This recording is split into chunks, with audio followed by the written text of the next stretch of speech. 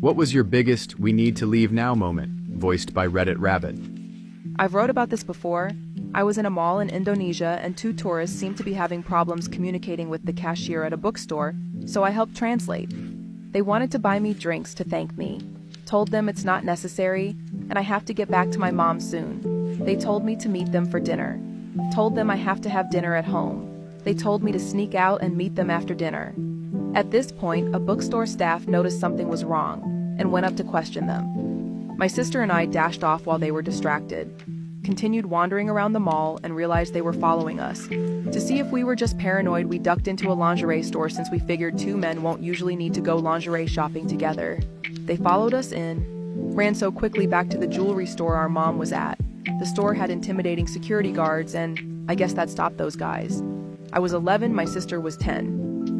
Showed up to a party, some people were outside fighting, my girlfriend at the time, and I decided to leave. Not long after that, some guys that were a part of the first fight came back with more, and a shooting occurred. Woodstock 99s.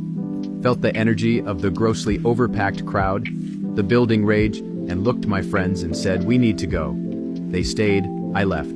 Shortly after, fired and riots started, and my friends lost everything they had with them. Tents, clothes, food, everything. When you have 300,000 people shoulder to shoulder in 104-degree humidity and charge $4 for a bottle if water and have half as many bathrooms as needed, you're gonna have a bad time. Met this cute girl at a party, spent the whole night dancing and flirting, offered to drive her home and she agreed. We were making out in the car in front of her house when another car pulls up with their headlights beaming at us.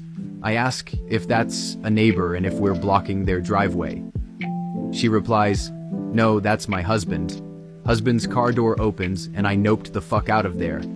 Dropped her straight back at the party and never saw her again. Her excuse was that they were separated and he shouldn't have a problem with it. I sure wasn't sticking around to find out. Edit.